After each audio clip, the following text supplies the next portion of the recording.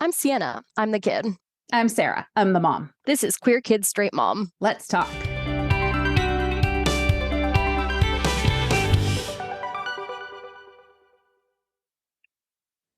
Welcome back to Queer Kids Straight Mom. Today we are talking about gay terminology. So we'll go back in time a little bit to the history of phrases that have been used within the LGBTQ plus community, starting back when it really wasn't safe for people to know that you identified this way. And then up to today, where there are just things that people say that sometimes us straight people, especially us straight older people, have no idea what that means. So we're going to dive into some of those things today. I have a PSA before we begin. So this is privileged information. It is part of the secret gay code. I mean, a lot of this is common knowledge now, but I just gotta say, use your discretion when you're using gay language, because first of all, like Mom just mentioned, a lot of it is, very closely tied to times when it literally wasn't safe to be gay. And also that it's just kind of annoying when straight people use gay people language. It just really rubs me the wrong way. Like, you're not gay. It feels like you're trying to pretend to be gay to be hip or something, and stop. Why? And I mean, there is some, natural linguistic drift that I think we'll talk about in a little bit. But I have heard a lot of particularly straight girls just decide that they're gonna talk like gay men from the 80s, and it's just weird. So don't do that. That seems fair. All right. Well, I'm going to start with a little bit of the research that I did, because this I felt could be in my wheelhouse. And then I'm going to turn common day language over to Sienna, because that is not in my wheelhouse. I'm going to start out with a really great quote from this article I found at History Today. It has been argued that culture is created by the accumulation of communication pathways, whether the highly localized codes and mannerisms that developed as a way of circumventing the political and social repression of sexuality in the 19th and early 20th centuries contained the seeds of today's LGBTQ plus culture is debatable. But it does leave us with a fascinating cultural miscellany of slang, dress codes, and even entire languages that were developed in order that members of the gay community could interact with one another safely. Today with the internet and social media, dating apps, all of those things, it's pretty easy for LGBTQ people to find circles that you can communicate within pretty openly. But that wasn't the case, obviously, back in older times. So what I found of evidence of the most kind of sophisticated queer dialect that developed was Polari, which originated in 19th century music halls in London and became actually quite common in the theater districts in the 1930s. And it was a language that just had a lot of words and phrases that you kind of only knew if you were part of the queer community. And it was sort of a way that you could indicate to other people that you were part of that community, because obviously it could be pretty dangerous to let that information out to the wrong people. It's rarely used today, although apparently words such as camp, butch, and ogle came out of this dialect. So there are some pieces of it that still exist. And one thing I thought was interesting is it wasn't developed so much as a desire to create a subculture as it was just as a safe way to communicate. It wasn't like this, oh, we have a secret language and we're trying to create a culture for ourselves. It was more just, if I use these words and somebody understands what they mean, then we kind of know that it's safe. So that was, I guess, the most organized. Any other interesting tidbits about Polari or? No, this is actually interesting. This I only came across when I was doing some random Googling last night. So didn't come up with a whole lot. Here's my example for all of this code language. The idea, at least apocryphally, with the Christian fish thing is this you draw a line and then the other person draws a line and then it's like, oh, cool, you're a Christian. You're safe. I think of it as a little bit like that. You're signaling to people in a sort of subtle way. And that's what you get with a lot of these kind of code languages that have developed over the years. And I mean, I think sometimes people don't 100% grasp the fact that yeah, this was like a matter of safety like up until very recently. It was like, you know, full on secret gay bars and subcultures upon subcultures concealing the real subculture.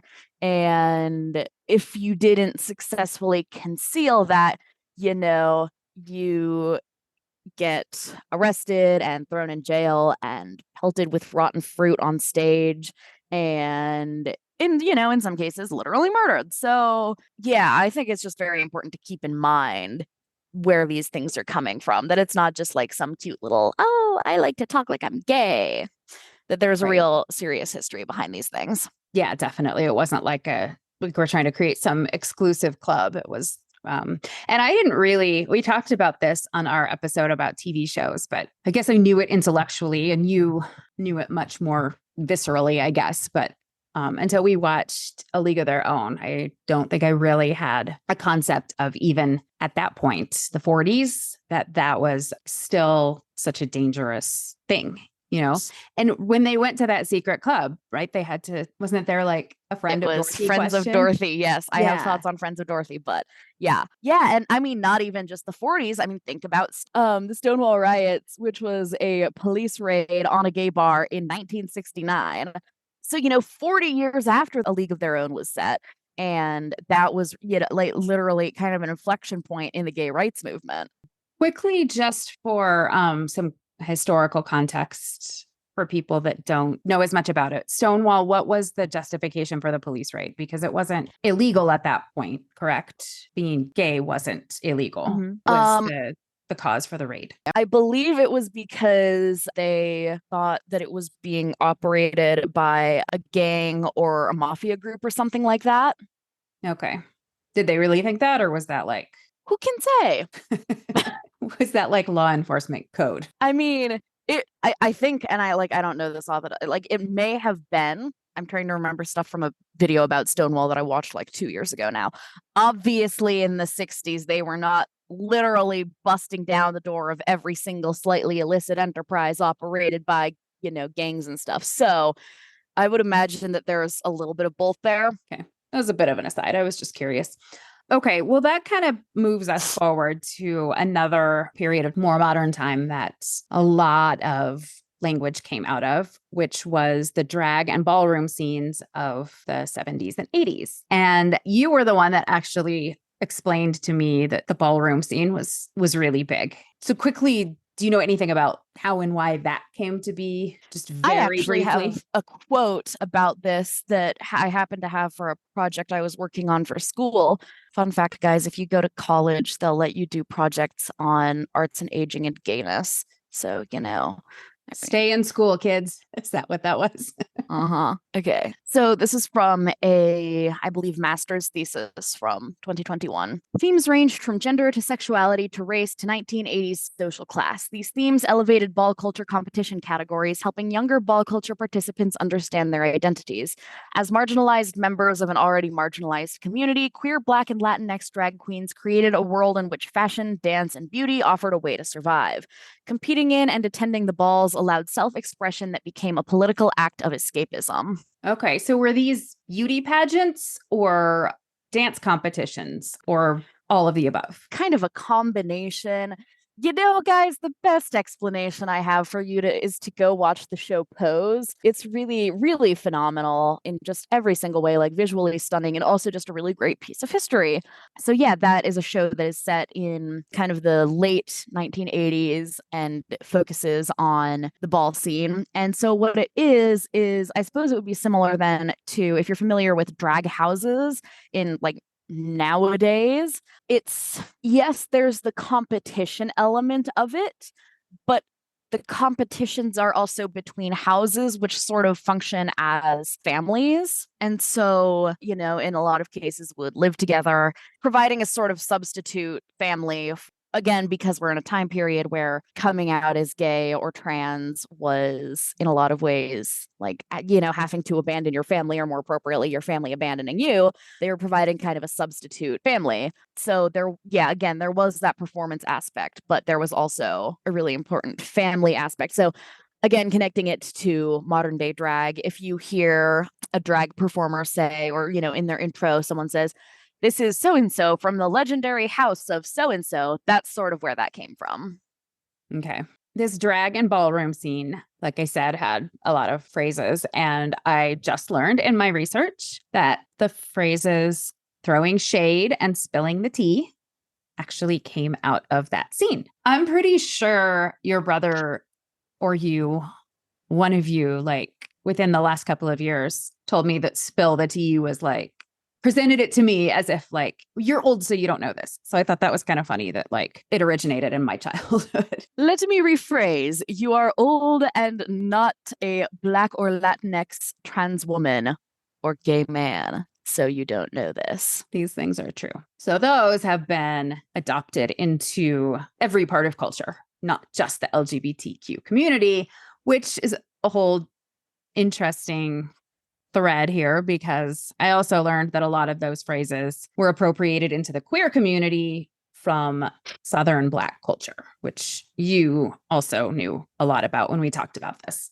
Yeah, I mean, there's, like I was just saying, ball culture really started out for Black and Latinx communities. And then that whole culture and drag culture in general also sort of got, to an extent, appropriated by white queer people. And that isn't to say that white people shouldn't do drag or that kind of thing. But it is important to sort of recognize that that's where it's coming from, and that there certainly is a level of racism within the queer community that ball and drag sort of came about as the way of escaping, like was just talked about in that quote. So there again was this sort of process of these phrases that originated within the Black and Latinx queer community, then getting taken over by white queer people. And that is just in general a thing that I think even today you see a lot of white queer dialect looking very similar in some ways to African American vernacular English, which is sort of the official academic term for Black dialect within the United States, which is problematic in the sense that cultural appropriation is problematic, that you're just sort of taking over a thing with very little regard for where it comes from and very little regard for the community that it's coming from, and just sort of being like, that's fun, I'm going to say that. Well, so moving forward to today, teenagers already have their own language in a lot of ways. Your brother is constantly saying, nobody says that anymore. Although sometimes that's not true. He's just trying to make me feel bad. But now that it's not illegal and, hopefully, depending on where you are, but hopefully not so scandalous to be LGBTQ plus, is there a feeling that if there is sort of a language, that it is not so much a safety thing these days as an actual subculture thing? Or do you think there's enough acceptance that, is there enough acceptance that you're not speaking in code so much to like make sure that you're talking to somebody safe? Is it more just, I guess I'm asking, has it shifted more to this is our language than this is our way of staying safe? I mean, like you said, I think it very much depends on where you are. I would say in the United States, for the most part, it probably is more of a cultural thing. Honestly, I'm not familiar enough with other places around the world to discuss to what extent kind of code languages are still used. But yeah, I would say in the United States, it's really fun when you're like, oh, you guys, Friends of Dorothy was this whole thing, and it came from Wizard of Oz because there's a line about how queer your friends are, Dorothy.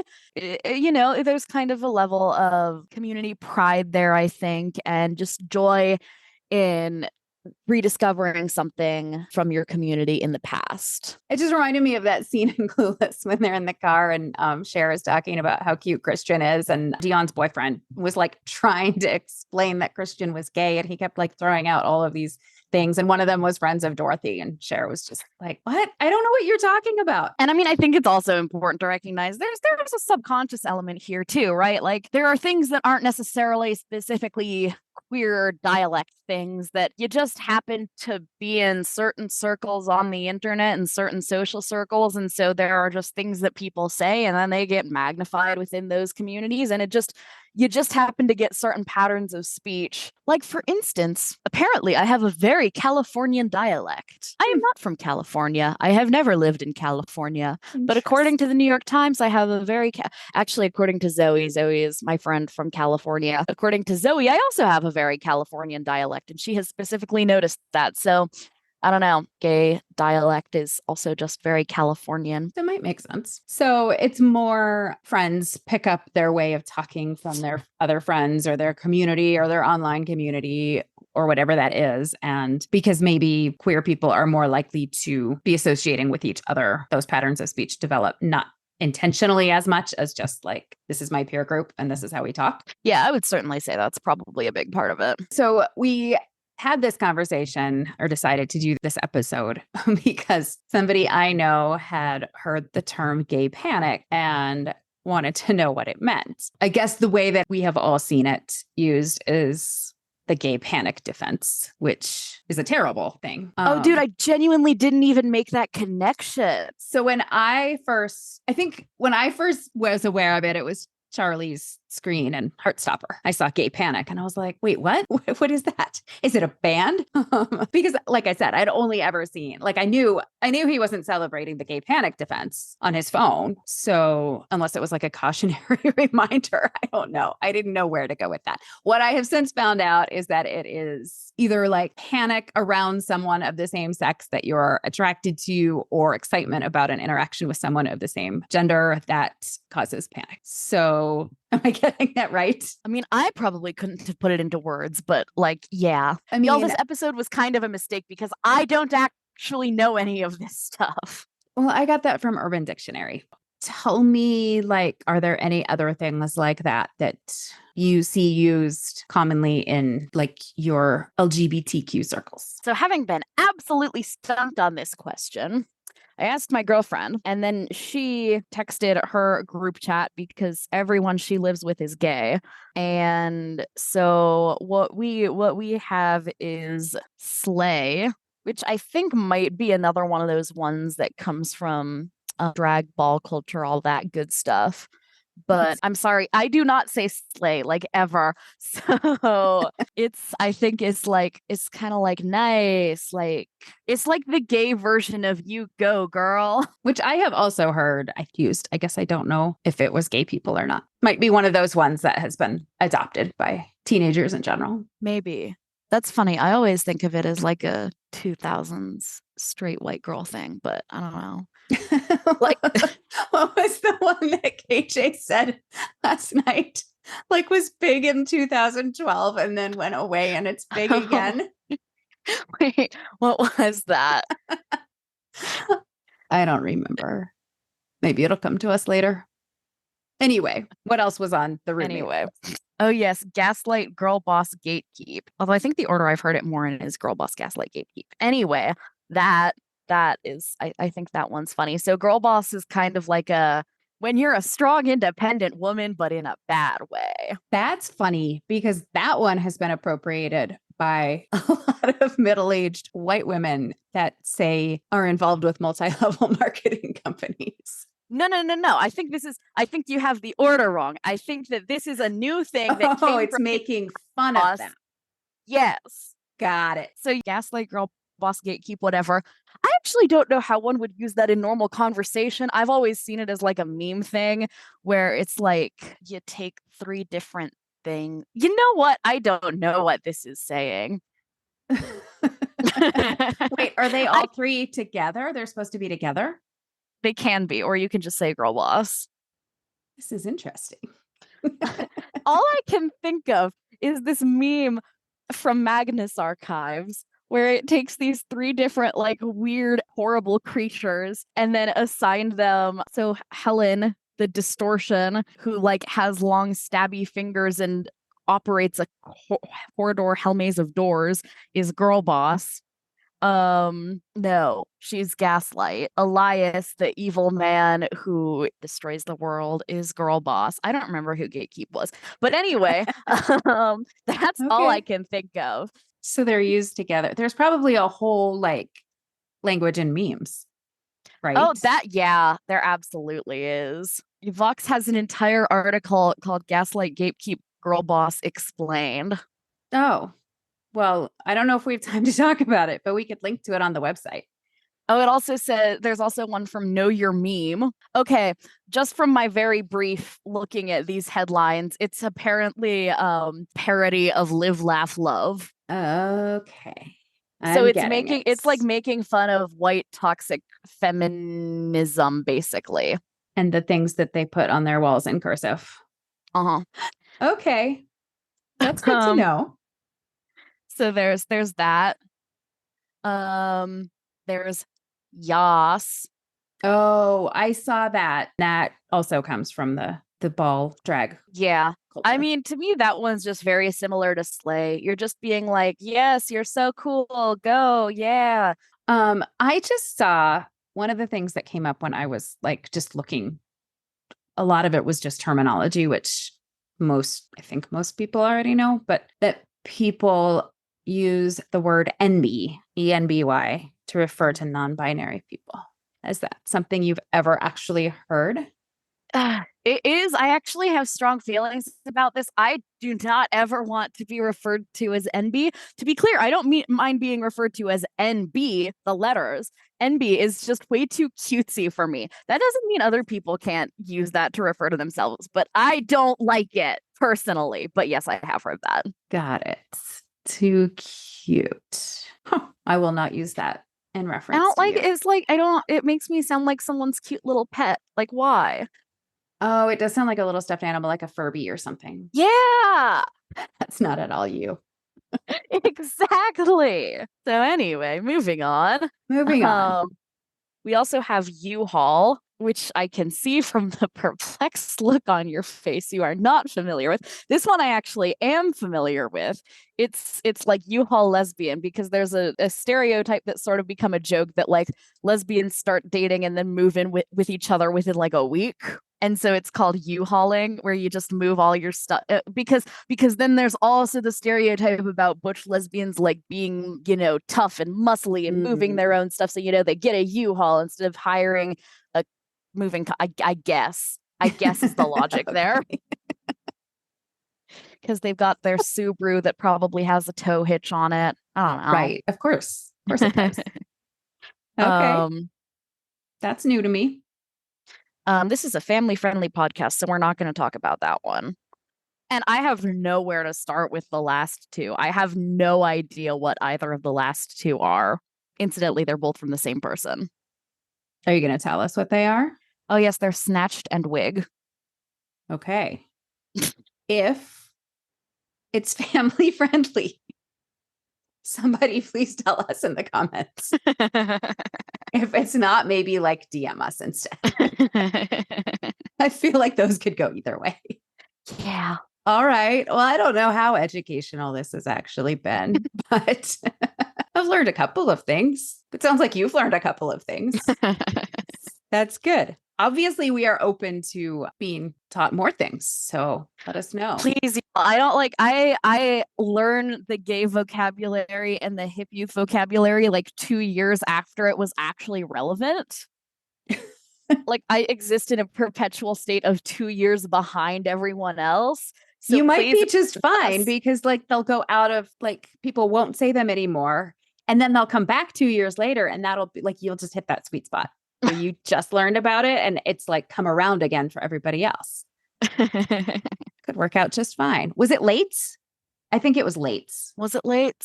The one that was like big in 2012 and then wasn't and now is again. Which I'm like, dude, how do you even know this? Because he was what, like 7 in 2012? Yeah, I don't know. How does he know what was big in 2012? I don't know what was big in 2012. Wait, mustaches. Were mustaches big in 2012? I feel like I Maybe. was in like fifth grade. when everyone was obsessed with mustaches. Could be. Everybody thought the world was going to end. There was that. Everyone was like, we might as well grow a mustache before the world ends. Maybe we can see how people are feeling about the state of the world by whether there are mustaches or not. We're going off on all sorts of tangents today. Now, before we move on to wrap up this episode, we have a quick PSA. You may or may not be familiar. It's been making national headlines. Representative Zoe Zephyr, who actually came on this podcast several episodes ago, has basically been not allowed to talk by House Republicans. Again, we're going to talk about this probably in a future episode, and you can Google it to see all of the nasty details. But she said something about a bill that is going to prevent trans kids from receiving gender-affirming healthcare that Republicans apparently found incredibly offensive. And so they are now not allowing her to talk, which is fundamentally antithetical to the democratic process. We just wanted to bring some attention and awareness to that, and also let you know some things that you can do to support Representative Zephyr. So if you would like to send her a message of support, you can email her at Zoe, that's ZOOEY .Zephyr, ZEPHYR. Both Z's are capitalized at legmt.gov. And you can, if in particular, if you are in a district with a Republican representative, which I don't know how many of our listeners are, but if that happens to be you, you can contact your legislator, leg.mt.gov. That'll have contact information for all of the legislators in the state. The Montana Freedom Caucus, which is a group of Republicans in the Montana legislature, who are in particular some of the ones who are calling for Representative Zephyr to be censured, and also released just an awful kind of call for censure that, in addition to other things, misgendered Representative Zephyr, which is just a crappy thing to do. So the caucus is led by Senator Teresa Manzella, and the vice chairman is Representative Jerry Schillinger. Again, you can look up their contact information on that Montana legislature website, which we will also be sharing. But yeah, in particular, those or any of the other members of that caucus, you can contact in a respectful manner. And then also, because the reason that Representative Zephyr has been silenced is because of her efforts to protect her community and stop some of this incredibly harmful legislation attacking, in particular, transgender children. You can contact Governor Greg Gianforte to tell him to veto some of these bills that have made it through the legislature. In particular, one example of that is HB 361, which, according to the Forward Montana newsletter, would make schools unable to discipline a student for misgendering or dead naming another student. That is not only massive state overreach, but also just really crappy. So you can contact Greg Gianforte by calling the number 406-444-3111, or by filling out a form that we will also be linking to, because one of the best ways that you can support Representative Zephyr is by supporting the work that she is doing to support her community and the entire community of Montana. So that is our PSA. It's a mess out here. Well, our next episode, we're still working out some of the details on, so stay tuned, and we will post about that sometime in the next couple of weeks and let you know what's coming up next. In the meantime, if you have some terms to add to our list, let us know, and take care, and we will catch you next time. All right. If you would like to hear more from us, follow us on Instagram at queerkid.straightmom, Facebook at queerkid, straight mom, Twitter at queerkidstraightmom, that's straight, that is spelled STR8. And if you would like to support us so that we can keep bringing you content like this, consider donating to us on Patreon at queerkid, straight mom. And if you are enjoying our podcast, please rate, review, and follow us on your preferred podcasting platform.